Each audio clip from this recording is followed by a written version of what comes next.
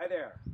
Want to show you a little bit about the importance of having a cleanly dressed knot and the importance of tying things to the professional standard that we like to see. So here you'll see I'm wearing a traditional climbing style harness that has a belay loop, which is here, and what we refer to as the hard points, which is where you tie in the rope for a figure eight follow through tie in, a direct tie in.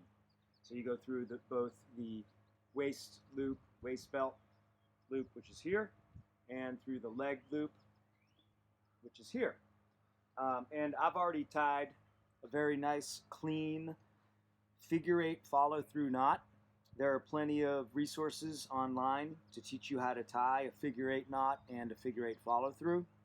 And in the ropes course realm and professional field, we need to always include what's called a backup knot.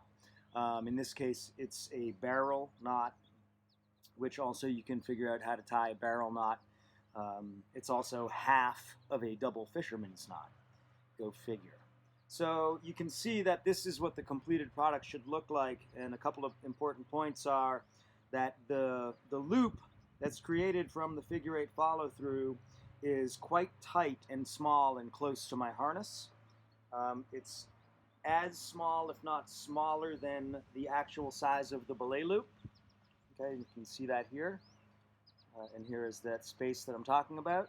And that the tail is not excessively long coming off of the barrel knot. So just super quick, the way this takes some practice, and you've got some time, which is great.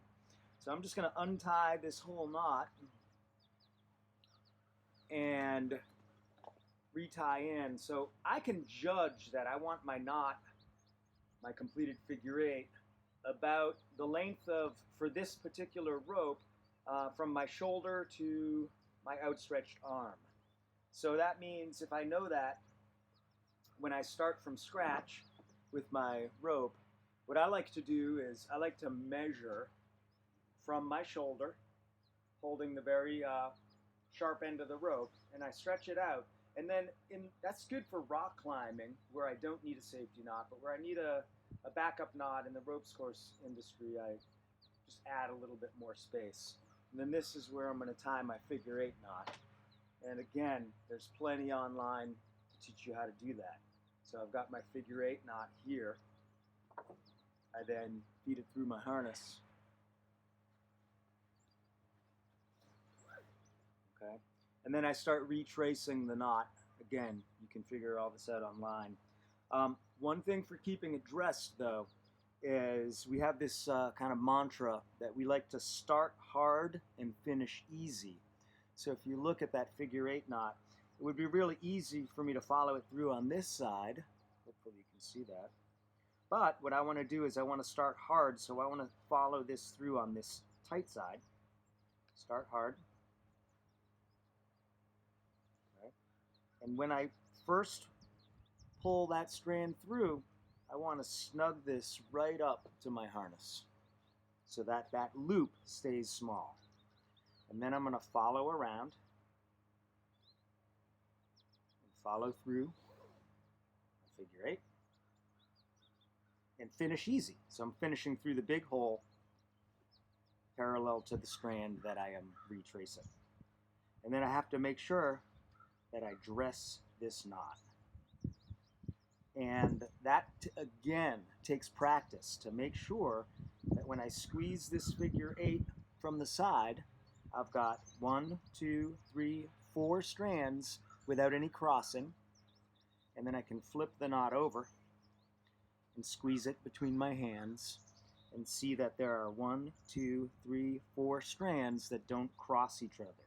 There's no X's within that knot. And then I'm going to tie my barrel knot. And I want to keep it tied right on top of this figure eight. So I go around once, go around twice, and finish it off. Okay, and even that strand is a little long, could be a couple inches shorter, but that is ideally what you want your finished product to look like.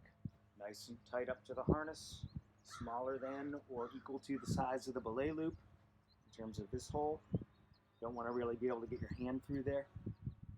Nice clean dress figure 8 with a barrel knot on top with sufficient tail that's at least twice the length of the barrel knot itself.